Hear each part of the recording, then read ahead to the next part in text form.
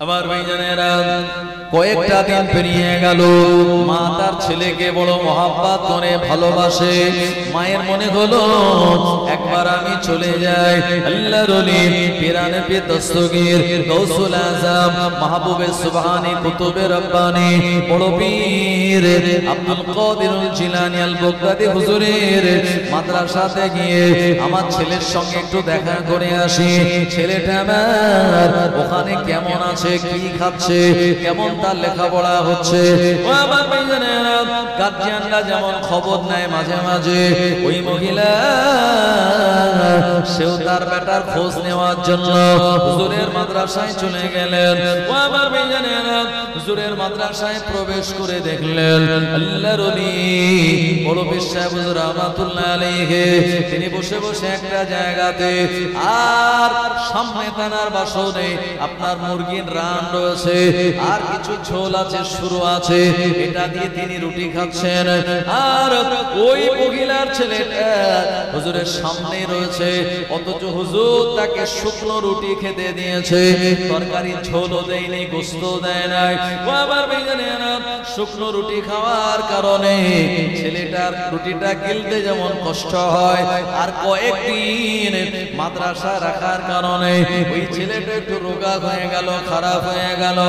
আবার ভাইজানেরা, ওই মহিলাটা এমন দৃশ্য দেখে প্রচন্ড রেগে গেল, আল্লাহর ওলির বিরুদ্ধে এবারে দু চার কথা বলা শুরু করে দিয়েছে।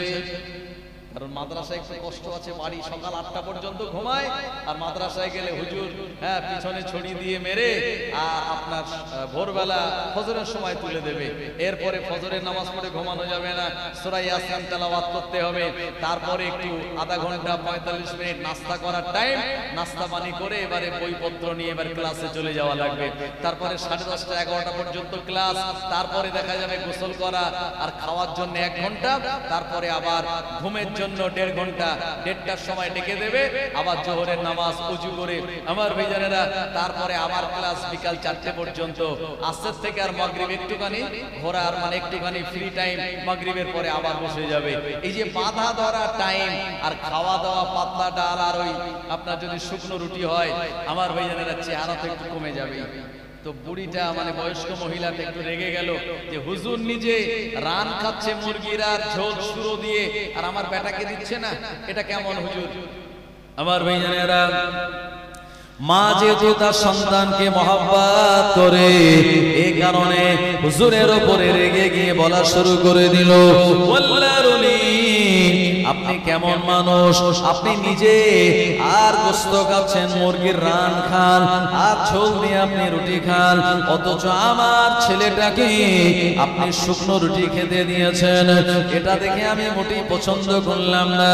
আপনার বিবেকটা কেমন? হুজুরকে অনেক কথা বলা শুরু করে দিল। আল্লাহর ওলি কোনো জবাব দিলেন না। আল্লাহর ওলি মনে মনে এটাই চিন্তা করতে লাগলেন, একজন মা আমায় এত কথাগুলি বলছে একমাত্র তার সন্তানের মহব্বতে আর ভালোবাসায়। আমার ভাইজানেরা, জওয়ানেরা, যুবকেরা, আল্লাহর ওলি বড় পীর সাহেব হুজুর রাহমাতুল্লাহ আলাইহি বললেন, এ মহিলা মা, তোমার কি কথা বলা শেষ হয়ে গেল? ওই মহিলা তখন মেজাজটা তার গরম, তখন সে তার জবান বন্ধ করে বলল, হ্যাঁ আমার কথা শেষ হয়েছে। আল্লাহর ওলি বললেন, এ মহিলা তুমি আমার দিকে একটু দেখতে থাকো। আল্লাহর ওলি বড় পীর সাহেব হুজুর রাহমাতুল্লাহ আলাইহি যে মুরগির হাড়টি তিনি খাচ্ছিলেন, ওই হাড়গুলি হাড়গুলি এক জায়গায় দস্তরখানে একটা জায়গায় রাখছিলেন। ওই দস্তরখানে যখন হাড়গুলি রাখা হয়ে গেল, আল্লাহর ওলি পীরানে পীর দস্তগীর গৌসুল আজম মাহবুবে সুবহানী কুতুবে রব্বানী বড় পীর আব্দুল কাদিরুল জিলানী হুজুর বললেন, কুম বিইজনিল্লাহ। এটা বলার সঙ্গে সঙ্গে ওই মুরগির হাড়গুলি জোড়া লেগে গোশত তৈরি হয়ে, পালক তৈরি হয়ে ওই মহিলার সামনে দিয়ে ওই মুরগিটা জিন্দা হয়ে হেঁটে হেঁটে চলে যায়। জোরে বলেন সুবহানাল্লাহ। নবীজি বললেন, তাবুকের যুদ্ধ হবে, এ আমার সাহাবীরা তোমরা দান করো। তাবুকের যুদ্ধে তো এক একজন সাহাবী এক এক জিনিসপত্র তানারা দান করলেন, টাকা সোনা দানা। ওমরে ফারুক রাদিয়াল্লাহু আনহু অন্যান্য বারের থেকে এবারে তিনি সবথেকে বেশি এনেছেন। মনে মনে চিন্তা করছেন যে আমি অন্যান্য বারেও দান করি, কিন্তু আমার দানের থেকে আবু বকরের দান অনেক বেশি নবীজির কাছে, আল্লাহর কাছে প্রিয় হয়। আমি ওমর এবারে এত বেশি দান করব যে আবু বকরের দানের থেকে আমার দানটা বেশি হয়ে যাবে। উনি অনেক কিছু এনেছেন। এরপরে উসমান জিন্নুর রাইন এনেছেন, আলীউল মুর্তজা তিনি এনেছেন, হযরত সাদ বিন আবি ওয়াক্কাস রাদিয়াল্লাহু আনহু এনেছেন, আবু তালহা, আবু উবাইদা, আমার ভাইজানেরা সব সাহাবীরা এনেছেন। নবীজির কাছে দিচ্ছেন মদিনার মসজিদে। আল্লাহর নবী বলেন, বাবা উমর তুমি কতটা এনেছো, কতটা রেখে এসেছো? হুজুর আমার সম্পত্তির 2 ভাগের 1 ভাগ ইসলামের জন্য দান করেছি, আর 1 ভাগ আমার পরিবারের জন্য রেখে এসেছি। বাবা আলী তুমি কতটা দান করলে? হুজুর আমার সম্পত্তির 3 ভাগের 2 ভাগ দিলাম, 1 ভাগ রেখে এসেছি। এ জিন্নুর রাইন উসমান তুমি কতটা দিলে? হুজুর আমার 4 ভাগের 3 ভাগ দিয়েছি, 1 ভাগ ঘরে রেখে এসেছি। নবীজি বলেন, আইনা আবু বকর, আমার আবু বকর কোথায়? মদিনার মসজিদে একটা পিলিয়ারের আড়ালে দাঁড়িয়ে দাঁড়িয়ে তিনি কাঁপতেছিলেন, মাথায় একটা ছোট্ট আপনার কাপড়ের পুটলি। এ সময় নবীজি সাল্লাল্লাহু আলাইহি ওয়াসাল্লাম বলেন, আইনা আবু বকর, লাব্বাইক সাদাইক ইয়া রাসূলুল্লাহ। নবীজির কাছে আবু বকর সিদ্দিক চোখ ভরা পানি নিয়ে আসলেন। আমার ভাইজানেরা, নবীজি বললেন, এ আমার সাহাবী আবু বকর, সবাই তো অনেক কিছু দিল, তুমি কতটুকু দিচ্ছ?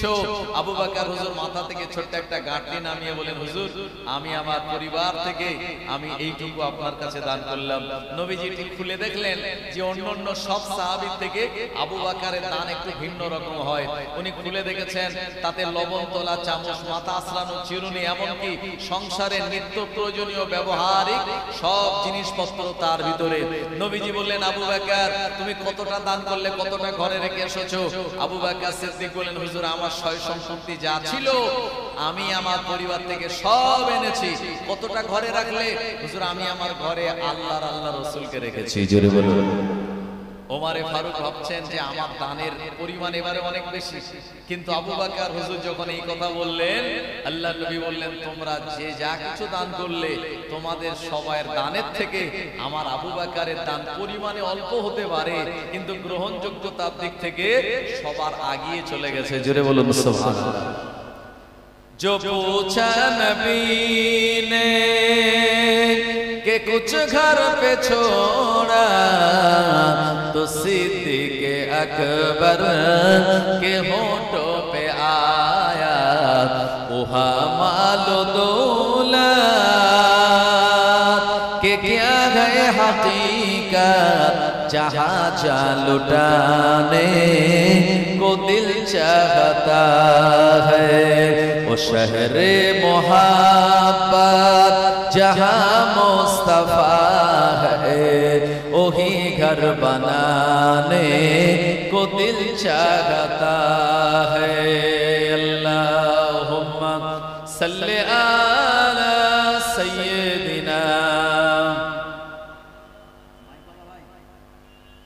माइकोला भाई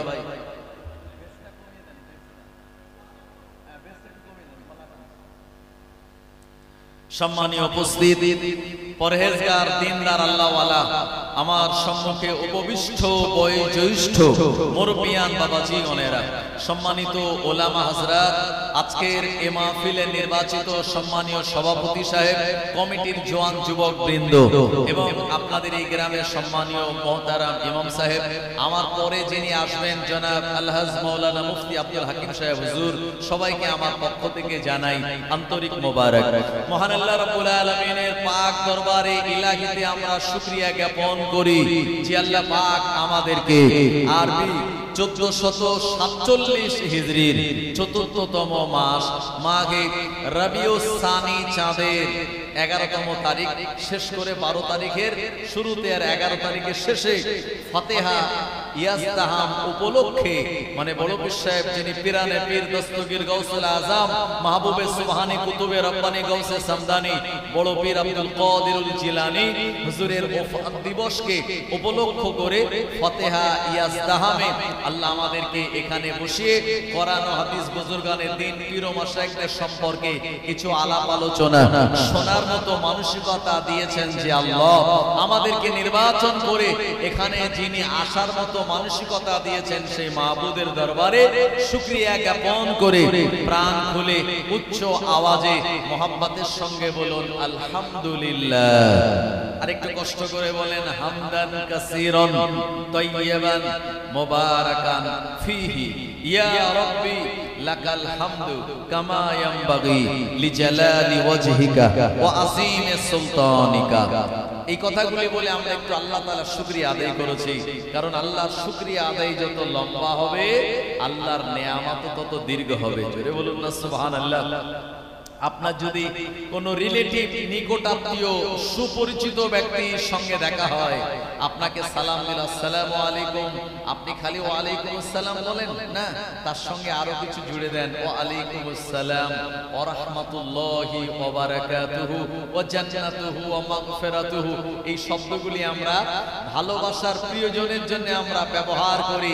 আমার ভাইজানেরা, তিনি কিন্তু কথাগুলি শুনে খুশি হন যে আমার মাগফিরাতের জন্য, আমার জান্নাত কামনার জন্য, আমি রহমত প্রাপ্ত হওয়ার জন্য আমার এই বন্ধু দোয়া করলো।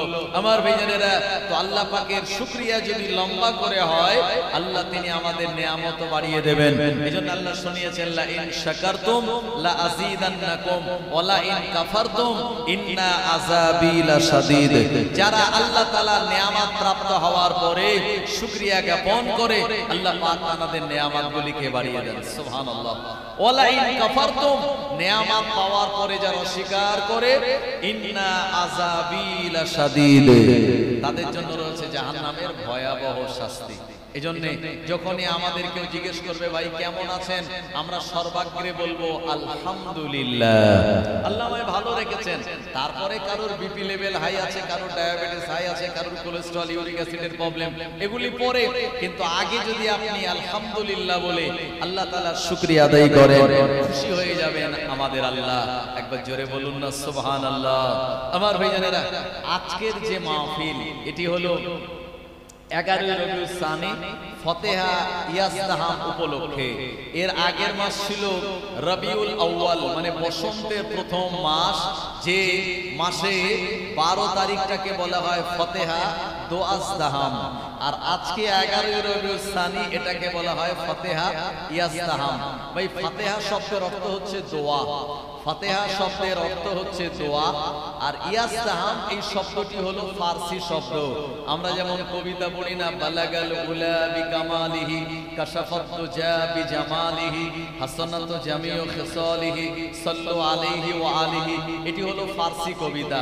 আমরা যে বলি নামাজ, আসলে নামাজটা কিন্তু আরবি শব্দ নয়, নামাজটা হলো ফারসি শব্দ। নামাজের আরবি হলো সালাত। আমার ভাইজানেরা, আমরা যে বলি রোজা, এই রোজাটাও ফারসি শব্দ। রোজার আরবি হলো সওম, বহু বচনে সিয়াম। আমার ভাইজানেরা, তো নামাজও ফারসি শব্দ, রোজাও ফারসি শব্দ, আর ইয়াজতাহাম এটাও ফারসি শব্দ।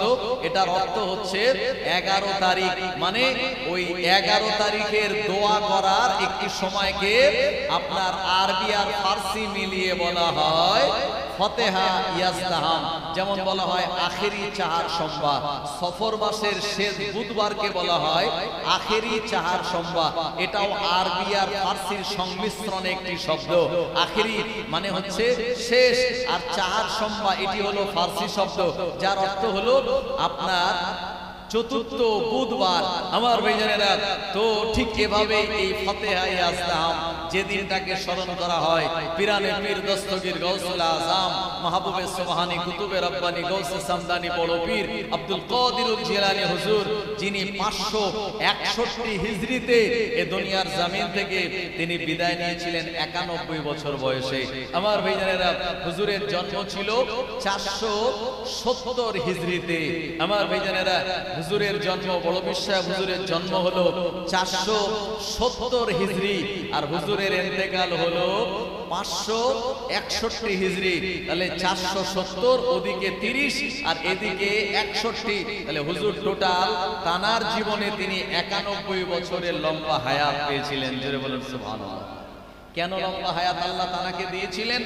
মুজাফফিরুজ জামান ফুরফুরা শরীফের দাদা হুজুর পীর কেবলা রাহমাতুল্লাহ আলাইহি তিনি 93 বছর হায়াত পেয়েছিলেন। তিনি বাংলা 1339 সালে চৈত্র মাসের 3 তারিখ শুক্রবার আপনার ফজরের নামাজের পরে দুনিয়ার জমিন থেকে বিদায় নিয়েছিলেন। তিনি হায়াত পেয়েছিলেন কম বেশি 93 বছর। বড় পীর সাহেব হুজুর 91 বছর। খাজা গরিবে নওয়াজ লম্বা হায়াত পেয়েছিলেন। এই লম্বা হায়াত তানাদের পাওয়ার একটা কারণ আছে। কারণটা কি? কোরআনুল মাজিদে আল্লাহ সেই ওলিদের সম্পর্কে বলেছেন, যে আয়াতে কারিমা আমি আপনাদের কাছে প্রথমেই তেলাওয়াত করেছি। মহান আল্লাহ রাব্বুল আলামিন শুনিয়েছেন, আলা ইন্না আউলিয়া আল্লাহি লা খাউফুন আলাইহিম ওয়ালা হুম ইয়াহজানুন। আলা মানে খবরদার, ইন্না মানে নিশ্চয়ই, আউলিয়া আল্লাহ ওলি শব্দের বহু বচন হলো আউলিয়া। ওলি মানে হলো দোস্ত বা বন্ধু। আমার ভাইজানেরা, মহান আল্লাহ রাব্বুল আলামিন কোরআন মাজিদে জানিয়ে দিলেন, খবরদার নিশ্চয়ই আমার যারা ওলি বান্দা, লা খাউফুন তাদের কোনো ভয় নাই, ওয়ালা হুম ইয়াহজানুন এবং জীবনে কোনোদিন তারা দুশ্চিন্তাগ্রস্ত হন না। ও আমার ভাইজানেরা, এই দুনিয়ার জমিনে আমাদের মাথায় কত টেনশন, এই দুনিয়াতে আমাদের কত চিন্তা ভাবনা, এই দুনিয়াতে আমাদের নানান রকম হাজারো সমস্যা। অথচ আল্লাহ ওলি বান্দা যারা দুনিয়াতে হাজারো সমস্যার ভিতরে পড়লেও জীবনে কোনোদিন তারা দুশ্চিন্তাগ্রস্ত হন না, সদা সর্বদা ভরসা রাখতেন মহান আল্লাহ রাব্বুল আলামিনের উপরে। এজন্য আমার আল্লাহ মুমিনদের ব্যাপারে জানিয়ে দিয়েছেন, ওয়ালা তাহিনু ওয়ালা তাহজানু ওয়া আনতুমুল আলাউনা ইন কুনতুম মুমিনিন। তোমাদের কোনো চিন্তা নাই, তোমাদের কোনো পেরেশানি নাই, দুনিয়া জমিনে তোমরাই বিজয় লাভ করবে, তবে শর্ত হলো ইন কুনতুম মুমিনিন, তোমাদের মুমিন হওয়া লাগবে। ও আমার ভাইজানেরা, আল্লাহর ওলি আউলিয়া যারা ছিলেন, পিরানে পীর দস্তগীর গাউসুল আযম বড় পীর আব্দুল কাদির জিলানী আল বাগদাদী, যিনি এত বড় আল্লাহর ওলি, যিনি নিশ্চিত একজন আল্লাহর মুমিন বান্দা ছিলেন, এ কারণে তানার ভিতরে কোনো দুশ্চিন্তা কোনোদিন কাজ করে নাই। ওলি বান্দাদের অন্তরে জীবনে দুশ্চিন্তা কাজ করে নাই। আর মানুষের দুশ্চিন্তা চিন্তাগ্রস্ত অবস্থায় যখন পড়ে যায়, ওই মানুষটার নানান রকম রোগ তখনই তাকে ঘিরে ধরে। কথা ঠিক কিনা? যে লোকটা ডায়াবেটিস হয়েছে, ডাক্তাররা বলে দিয়েছে চিনি তো খাবেন না, আর সেই সঙ্গে সঙ্গে দুশ্চিন্তাও করবেন না, টেনশন করবেন না। মানে আপনার আমার সুগার লেভেল হাই হয় তখন যখন মাথায় টেনশন চাপে। আমার ভাইজানেরা, তো টেনশন চিন্তা ভাবনা থেকে অনেক রোগ আসে। আর ওলি আউলিয়া যারা হন, জীবনে কোনোদিন চিন্তা টেনশন তারা করেন না। এগুলি থেকে আমার আল্লাহ তাআলাদের মুক্ত রেখেছেন। জোরে বলবেন না সুবহানাল্লাহ। বড় পীর সাহেব হুজুর, যিনি 470 হিজরিতে এ দুনিয়ার জমিনে তিনি দুনিয়ায় জন্মগ্রহণ করেছিলেন আপনার পারস্যের জিলান নগরীতে। পারস্য, বর্তমান পারস্য বলে যে দেশটা আছে, এই দেশটা হলো ইরান। আপনারা জানেন সেই ইরান এখন বর্তমানে মুসলিম কান্ট্রির ভিতরে কত একটা শক্তিশালী দেশ আমার ভাইজানেরা। এবং ইরানের ভৌগোলিক যে পরিস্থিতি, এই ভৌগোলিক পরিস্থিতি এত নিরাপত্তা জনিত হওয়ার কারণে আপনার বাইরের কোনো দেশ হঠাৎ করে তার উপরে আক্রমণ করে সুবিধা করতে পারে না। ইরানের দুই দিকে রয়েছে সমুদ্র, আর দুই দিকে রয়েছে বিরাট বড় বড় পাহাড়, আর পাহাড় পেরিয়ে এসে মরুভূমি, আর যে মরুভূমির টেম্পারেচার হলো 70 ডিগ্রি সেলসিয়াস। ভাই, আমাদের দেশে যদি আমাদের এলাকায় 40-42 ডিগ্রি হয় গরম, আমরা সহ্য করতে পারি না। আমরা এয়ার কুলার বা এসি চালাই, আর মরুভূমির টেম্পারেচার যদি 70 ডিগ্রি হয়, ওখানে মানুষের জীবন জীবন ধারণ করার মতো ক্ষমতা নাই, কারণ 100 ডিগ্রিতে আপনারা জানেন পানি ফোটে, আর সেখানে যদি 70 ডিগ্রি মরুভূমির গরম হয়, এই পারস্য মানে ইরানের দুই দিকের এমন আপনার বর্ডার সাইডে নিরাপত্তা জনিত আল্লাহ সুন্দর করে দিয়েছে যে বহির বিশ্ব বাইরের কোন দেশ হঠাৎ করে তার উপরে আক্রমণ করতে পারে না। এমন একটা জায়গা যেটাকে বলা হয় পারস্য। নবীর জামানায় ইরানের নাম ছিল পারস্য। সেই পারস্যের আপনার জিলান প্রদেশের একটি জায়গাতে আল্লাহ রাব্বুল আলামিন পীরানে পীর দস্তগীর বড় বিশ্বাস হুজুরকে দুনিয়ার জমিনে পাঠিয়ে দিয়েছিলেন রমজান মাসের 1 তারিখে। রমজান মাসের 1 তারিখে হুজুরের জন্ম হয়েছিল। হুজুর ভূমিষ্ঠ হয়েছিলেন দুনিয়ার জমিনে। হুজুরের আব্বাজানের নাম হলো আবু সালে মুসা। আর তানার একটি উপাধি বা তানার বংশের যে গৌরব, এই জায়গায় জাঙ্গি বলে উপাধি দেয়া হতো। এবং হুজুরের আম্মাজানের নাম ছিল সাইয়েদা উম্মুল খায়ের ফাতিমা। আমার আল্লাহ রাব্বুল আলামিন এরকম একটি সুন্দর বংশে, জানার আব্বার বংশ ইমাম হাসানের সঙ্গে কানেক্টেড ছিল, আর জানার মায়ের বংশ ইমাম হোসাইনের সঙ্গে সম্পর্ক ছিল। জোরে বলবেন না সুবহানাল্লাহ। এবং হুজুরকে আল্লাহ পাক সৈয়দ বংশে এই দুনিয়াতে প্রেরণ করেছিলেন। তাম পৃথিবীতে অসংখ্য মুসলমানদের পদবীর বংশ আছে, তাই না? কেউ বা মোল্লা, কেউ বা মন্ডল, কেউ বা খান, কেউ বা বিশ্বাস। ও আমার ভাইজানেরা, আবার ফুরফুরা শরীফের মুজাদ্দিদুজ্জামানেরা, তানারা হলেন সিদ্দিক বংশের। অথচ বড় বিশ্বাস হুজুরকে আমার আল্লাহ সৈয়দ বংশে পাঠিয়েছিলেন। ও আমার ভাইজানেরা, হুজুরের আব্বাজান আবু সালে মুসা, জানার বংশটা উপরের দিকে চলে গিয়েছিল। যদি ইমামে হাসান রাদিয়াল্লাহু আনহু বংশের সঙ্গে তার সম্পর্ক, আর সাইয়েদা উম্মুল খায়ের ফাতেমার বংশটা উপরের দিকে চলে গেলে সন্তান পাওয়া যাবে যদি ইমামে হোসেন রাদিয়াল্লাহু আনহু, যিনি 61 হিজরিতে কারবালা ময়দানে তার সাথী সঙ্গীদের নিয়ে হকের জন্য, ন্যায়ের জন্য জীবন দিয়েছিলেন। ওই ইমাম হোসেন রাদিয়াল্লাহু আনহু তানার আওলাদ আলী আকবর কারবালার ময়দানে শহীদ হয়ে গেলেন, আলী আসগার কারবালার ময়দানে শহীদ হয়ে গেলেন। অথচ জাইনুল আবেদিন যিনি হায়াতে ছিলেন, ওই জাইনুল আবেদিনের বংশের আওলাদ হলেন আল্লাহর ওলি বড় বিশ্বাস হুজুর রাহমাতুল্লাহ আলাইহি।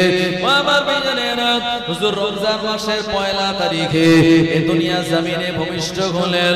তানার আম্মা জান মাগরিবের পরে যখন তানায় দুধ পান করাতেন, আল্লাহর ওলি বড় বিশ্বাস হুজুর মাগরিবের নামাজের পর আর সুবহে সাদেকের আগ পর্যন্ত তিনি দুধ পান করতেন। কিন্তু না না না, মানুষেরা দিনের বেলায় যখন রোজা রাখতো, এই দিনের বেলায় আল্লাহর ওলি তিনি ছোট বয়সে আম্মা জানের স্তন থেকে দুধ পান করতেন না।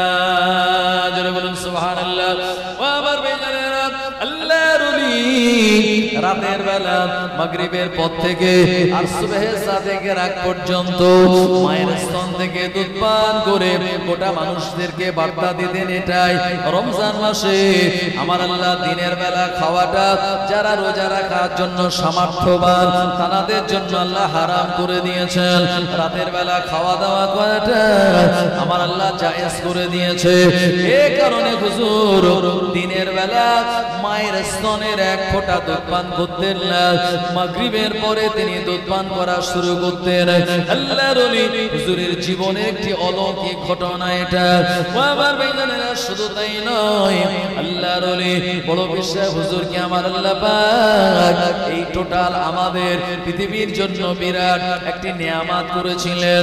প্রিয় নবী সাল্লাল্লাহু আলাইহি ওয়াসাল্লামের উম্মতের ভিতরে যত ওলি বান্দা এসেছিলেন, সমস্ত ওলিদের সুলতান করে, বাদশা করে আমার আল্লাহ পীরানে পীর দস্তগীর গৌসুল আযম বড় বিশ্বাস হুজুরকে তৈরি করেছিলেন। নবী আসার দরওয়াজা বন্ধ, কিন্তু ওলি আসার দরওয়াজা খোলা আছে। পৃথিবীতে যত ওলি আসবেন আর পৃথিবীতে যত ওলি এসেছেন, সমস্ত ওলি কুলের শিরোমণি সরদার করে, সুলতান করে আল্লাহ বড় বিশ্বাস হুজুরকে বানিয়েছেন। সুবহানাল্লাহ বলেন। আমার ভাইজানেরা, আপনাদের নসিব ভালো, তাকদীর ভালো, কপাল ভালো যে ফাতিহা ইয়াস্তাহাম সেই হুজুরের স্মরণে আজকে এ মাহফিল নিশ্চিত হুজুরের রোহানি দোয়া আমাদের নসিবে হয়ে যাবে। কারণ আল্লাহর ওলিয়া ওলিয়া যারা হন তারা ইন্তেকাল করার পরে তারা মরেন না, শুধুমাত্র পর্দা নেন। আল্লাহর ওলিয়া ওলিয়ারা ইন্তেকাল করার পরেও তারা জীবিত। ও আমার ভাইজানেরা, ওলিয়া ওলিয়া যারা খান মাটি তাদের লাশটা খেতে পারে না, মাটির পোকাগুলি আল্লাহর ওলিদের লাশকে হজম করার মতো ক্ষমতা রাখে না। আমার আল্লাহ পাক তাদের চেহারাকে মাটির তলায় অক্ষত অবস্থাতেই রেখে দেন। আল্লাহর ওলি বড় বিশ্বাস হুজুরের জীবনে অসংখ্য কারামাত আছে। হুজুরকে আমার আল্লাহ বিরাট ইলমওয়ালা করেছিলেন, আমার আল্লাহ তার ভিতরে বিরাট জ্ঞান দিয়েছিলেন। প্রিয় নবী আমার জানিয়েছেন, তলাবুল ইলমি ফারিদাতুন আলা কুল্লি মুসলিমিন ওয়া মুসলিমাতিন, প্রতিটা নরনারীর জন্য ইসলামী শিক্ষার জ্ঞান অর্জন করা হলো আবশ্যিক কর্তব্য। আমার ভাইজানেরা, আল্লাহর ওলি যিনি আল্লাহ পাকের কোরআন মাজিদের হাফেজ ছিলেন, অপরদিকে আমার আল্লাহ পাক তাকে মান্তিকের জ্ঞান, হিকমতের জ্ঞান, ইলমে ফারায়েজের জ্ঞান, ইলমে আরুজের জ্ঞান, ইলমে নাহুর জ্ঞান, ইলমে সরফের জ্ঞান, ও আমার ভাইজানেরা সমস্ত জ্ঞান দিয়ে বড় বিশ্বাস হুজুরকে আমার আল্লাহ বিরাট বড় জ্ঞানী করে দিয়েছিলেন। শুধু তাই নয়, আল্লাহর ওলি জ্ঞান পাওয়ার পর এই জ্ঞানটা মানুষের কাছে বিতরণ করার জন্য, এই জ্ঞানটা মানুষের কাছে ডিস্ট্রিবিউট করার জন্য হুজুর বাগদাদ শরীফে মাদ্রাসা নিজামিয়া বলে একটি মাদ্রাসা তিনি প্রতিষ্ঠা করেছিলেন। ও আমার ভাইজানেরা, আল্লাহর ওলির প্রতিষ্ঠা করা সেই মাদ্রাসা আজও ইরাকের বাগদাদে জমিনে দাঁড়িয়ে রয়েছে। ও আমার ভাইজানেরা, আল্লাহর ওলি এ বাগদাদে জমিনে তিনি পরবর্তী সময় চলে এসেছিলেন জিলান প্রদেশ থেকে এ বাগদাদ নগরীতে এসে এখানে ইলম শিক্ষা অর্জন করার পর নিজে ওখানে মাদ্রাসা খুলেছিলেন, যে মাদ্রাসায় তিনি তার ছাত্রদেরকে ইলমে বাতিনের জ্ঞান, ইলমে জাহিরের জ্ঞান, আধ্যাত্মিক জ্ঞান, ও আবার ভাইজানেরা সমস্ত জ্ঞানগুলি দিয়ে তাদের হৃদয়টাকে ঈমানের আলোয় পরিপূর্ণ করে দিয়েছিলেন। প্রিয় নবী বলেছেন, বাল্লিগু আন্নি ওয়ালাউ আয়া আও কামা ক্বালা নবী সাল্লাল্লাহু আলাইহি ওয়াসাল্লাম, আমার পক্ষ থেকে যদি একটি আয়াত, একটি জ্ঞান তোমাদের জানা থাকে সেটি মানুষের কাছে বলে দাও, মানুষকে জানিয়ে দাও। তাই হুজুর নিজে ইলম অর্জন করার পরেও তিনি ক্ষান্ত হননি, বরঞ্চ নিজে ইলম অর্জন করার পর ওই ইলমগুলি মানুষের মাঝে কিভাবে বিতরণ করা যাবে হুজুর সেই মাদ্রাসা প্রতিষ্ঠা করেছিলেন। আজও উজ্জ্বল আপনার চাঁদের মতো সেই মাদ্রাসা আজও বাগদাদে নিজামিয়াতে দাঁড়িয়ে রয়েছে। একবার মোহাম্মত করে বলেন সুবহানাল্লাহ। হুজুরের জীবনীতে এসেছে এই মাদ্রাসায় যাদেরকে দেয়া হয় ভাই শয়তান তাদের পিছনে একটু বেশি লাগে, কথা ঠিক কিনা? আপনার গ্রাম থেকে যদি 20 জন ছেলেকে মাদ্রাসায় দেয়া হয়, দেখবেন কেউ 5-7 বছর পড়ার পরে বাড়ি এসে বলবে, আব্বা মাদ্রাসার এই পাতলা ডাল আর প্যান পরা আলু, মানে উজু করা ডাল আর প্যান পরা আলু বলে মাদ্রাসার ছেলেরা। কারণ ডাল এত পাতলা, মাদ্রাসার একটা ছেলে রাতের বেলা জগে ডাল রেখে দিয়েছে, ওই ডালটার পাচ্ছে না। আর একটা বন্ধুকে জিজ্ঞেস করছে, কেন ডাল রাখলাম গেল কোথায়? বললাম আমি উজু করে এসেছি। হ্যাঁ, ডাল এত পাতলা, পানি না ডাল বুঝতে পারিনি, তাই মাদ্রাসার ছেলেরা এই পাতলা ডালের নাম দিয়েছে উজু করা ডাল। আর প্যান করা আলু মানে যে আলু খোলা ছেলা হয় না, ওই আলু মাঝখান থেকে ফেড়ে আর হালির মধ্যে দিয়ে দেওয়া হয়, বুঝতে পারলেন? খাওয়ার সময় খোলাটা ছাড়িয়ে তারপরে খাওয়া হয়। তো অনেক ছেলেরা এত কষ্ট তারা করতে পারে না, এজন্য বাড়ি এসে বলল, আব্বা মাদ্রাসায় এত মার আর এত পাতলা ডাল এটা সহ্য করতে পারি না, মাদ্রাসায় যাব না। আপনি আপনার সন্তানকে সন্তানকে ভালোবেসে বললেন, ঠিক আছে বেটা, এত কষ্ট যখন, তখন আর যাওয়ার দরকার নেই, ব্যাস। ও তখন বাড়ি থাকলো আর অন্যান্য কাজ কাম করে তার আপনার লাইফটাই বেকার হয়ে গেল। কিন্তু আপনি সেই ছেলেটাকে চোখ রাঙিয়ে যদি বলেন, হ্যাঁ এই মাদ্রাসার পাতলা ডাল আর আলু তোমায় খেতে হবে, আর পড়া যখন কমপ্লিট হবে মুরগি কত খাবে, তখন আর কোনো অসুবিধা হবে না, এই কথা যদি বলতে পারেন আমার ভাইজানেরা, আর মাদ্রাসায় যদি জোর করে তাকে পাঠানো হয়, তবেই সেই ছেলেটা ইনশাআল্লাহ ইলমের শিক্ষা অর্জন করে কোরআনের হাফেজ হয়ে প্রকৃত মানুষ হতে পারবে। কথা ঠিক কিনা? এইজন্য মাদ্রাসায় পড়াশোনার লাইফটা খুব কষ্টের লাইফ। এখন হুজুরের এই মাদ্রাসা নিজামিয়াতে একজন বুড়ি মহিলা, তার একটা বাচ্চা ছিল, ছেলে ছিল, এই ছেলেটাকে বয়স্ক এক মহিলা তার এই ছেলেটাকে হুজুরের মাদ্রাসায় ভর্তি করে দিয়েছে। কারণ হুজুরের মাদ্রাসায় বিরাট নাম, হুজুরের ইলমের বিরাট নাম। তো হুজুর এই ছেলেটাকে অ্যাডমিশন নিয়েছেন, নিয়ে বললেন, ঠিক আছে তুমি আমার কাছে থাকবে আর আমি তোমাকে স্পেশাল ইলমগুলি দেব অল্প সময়ে, যাতে তুমি বড় হয়ে তোমার আম্মা জানের খেদমত করতে পারো। কারণ দুনিয়াতে মায়ের মতো আর এত দরদি কেউ নাই। কথা ঠিক কিনা? মা তো জান্নাত কা ফুল है, प्यार करना आपका उसूल है, दुनिया का हार मोहब्बत फजूल है और माँ बाप की हार दुआ अल्लाह के दरबार में कबूल है।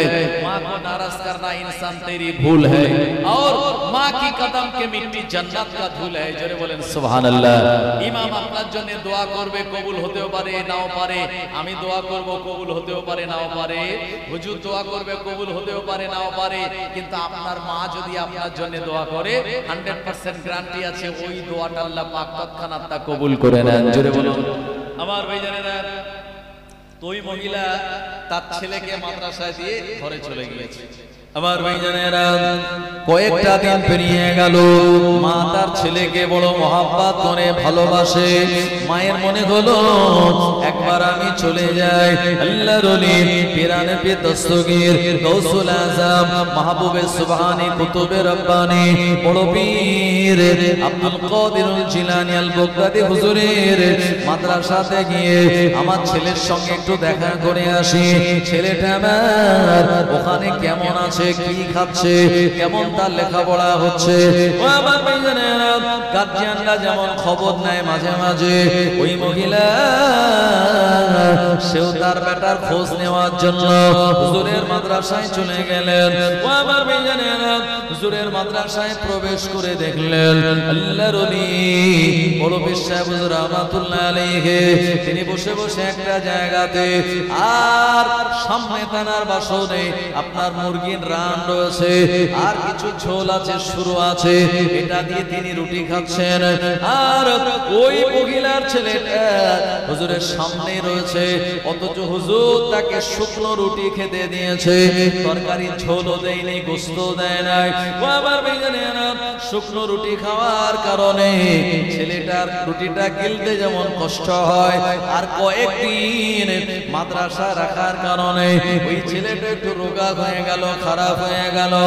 আবার ভাইজানেরা, ওই মহিলাটা এমন দৃশ্য দেখে প্রচন্ড রেগে গেল, আল্লাহর ওলির বিরুদ্ধে এবারে দু চার কথা বলা শুরু করে দিয়েছে। কারণ মাদ্রাসায় একটু কষ্ট আছে, বাড়ি সকাল 8টা পর্যন্ত ঘুমায়, আর মাদ্রাসায় গেলে হুজুর পিছনে ছড়ি দিয়ে মেরে আর আপনার ভোরবেলা ফজরের সময় তুলে দেবে। এরপরে ফজরের নামাজ পড়ে ঘুমানো যাবে না, সূরা ইয়াসিন তেলাওয়াত করতে হবে। তারপরে একটু আধা ঘন্টা 45 মিনিট নাস্তা করার টাইম, নাস্তা পানি করে এবারে বইপত্র নিয়ে এবার ক্লাসে চলে যাওয়া লাগবে। তারপরে 10:30 11টা পর্যন্ত ক্লাস, তারপরে দেখা যাবে গোসল করা আর খাওয়ার জন্য 1 ঘন্টা, তারপরে আবার ঘুমের জন্য 1.5 ঘন্টা। 1:30টার সময় ডেকে দেবে, আবার জোহরের নামাজ ওযু করে আমার ভাইজানেরা, তারপরে আবার ক্লাস বিকাল 4টে পর্যন্ত। আসর থেকে আর মাগরিব একটুখানি ঘোরার, মানে একটুখানি ফ্রি টাইম, মাগরিবের পরে আবার বসে যাবে।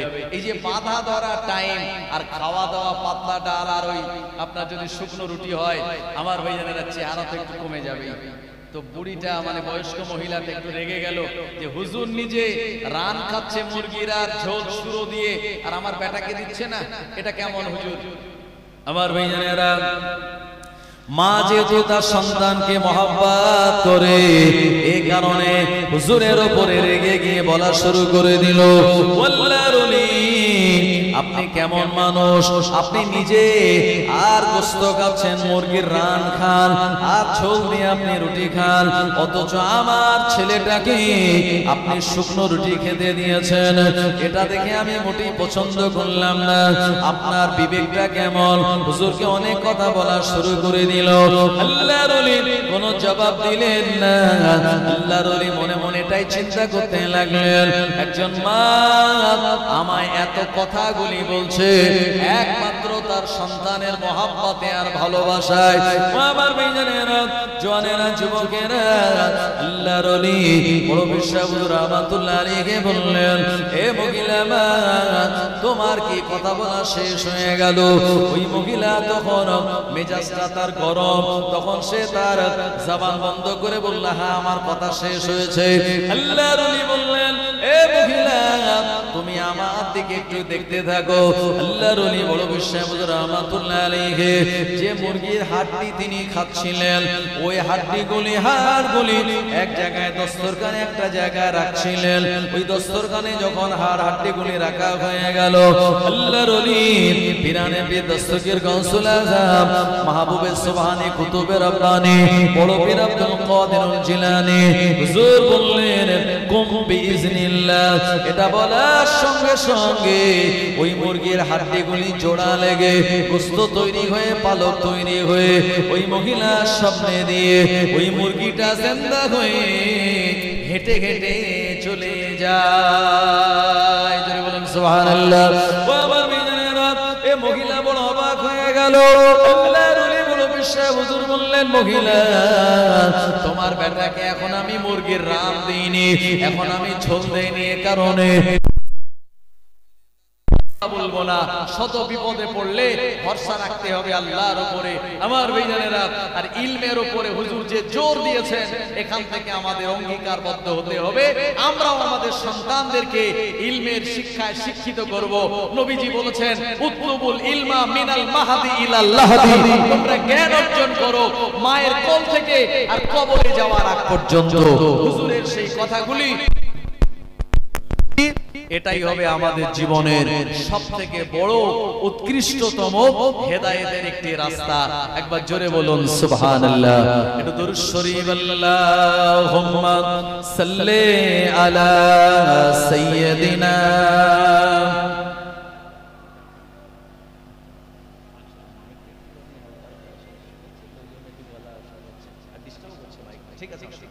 আমার ভাইজানের একটু আগে আগে আসবেন প্লিজ। আমি আপনাদের সবাইকে বলবো, হ্যাঁ, যে জায়গাটা আছে ফাঁকা এটা দিতে হবে ঢাকা, না হলে ইবলিস শয়তান আমাদের দেবে ধোঁকা আর আমরা বনে যাব বোকা। ये तो दुनिया है, यहाँ नेक काम करोगे तो सवाब पाओगे और गुनाह करोगे तो अज़ाब पाओगे। दुनिया में इंसान क्या खोया और क्या पाया, दुनिया में इंसान क्या खोया और क्या पाया। इल्म आया तो अपना फिल्म आया तो इल्म गया, क्रिकेट आया तो काम गया, मोबाइल आया तो मुलाकात गया, बैंक आया तो बरकत गया, रिवायत आया तो सुन्नत गया, और दौलत आया तो मोहब्बत गया। আমার ভাইজানেরা, তাই একটু আগে আগে চলে আসুন নবীজির শ্রেষ্ঠতম একজন উম্মত যিনি হলেন পিরানে পীর দস্তগীর, তার আলোচনা আমি আপনাদের কাছে রাখবো। তার আগে একটু মোহাব্বতে দরুদ শরীফ, আল্লাহুম্মা সাল্লি আলা সাইয়্যিদিনা।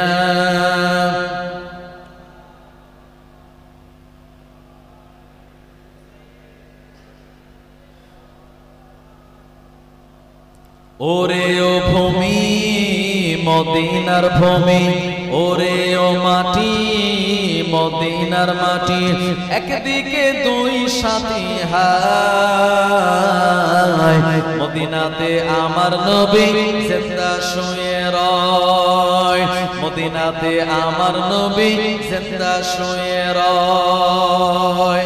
জোরে হবে না সুবহানাল্লাহ। আগে গজল ছিল যে দুই দিকে দুই সাথী আর বিছখানে মোদের নবী রয়।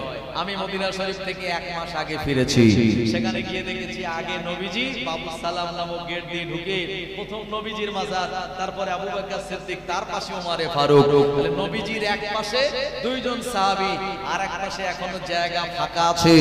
আখিরি জামানায় সিরিয়ার দামেস্কে শ্বেত মিনারের উপরে ঈসা রুহুল্লাহ দুইজন ফেরেশতার কাঁধের উপরে ভর দিয়ে এই দুনিয়াতে তিনি অবতরণ করবেন। আর আপনার ইহুদিদের যে মাসিহ এই দাজ্জালকে হত্যা করবেন এবং আল্লাহ রাব্বুল আলামিন তাকে এই দুনিয়ার জমিনে আবার এখানে সুন্দর করে তাকে জীবন ধারণ করার সুন্দর একটি পরিবেশ তাকে দেবেন। এরপরে আমার আল্লাহর হুকুম হবে তিনি দুনিয়ার জমিন থেকে উম্মতে মুহাম্মাদি হিসাবে বিদায় নেবেন, আর নবীজির পাশেই তাকে দাফন দেয়া হবে। জোরে বলুন সুবহানাল্লাহ।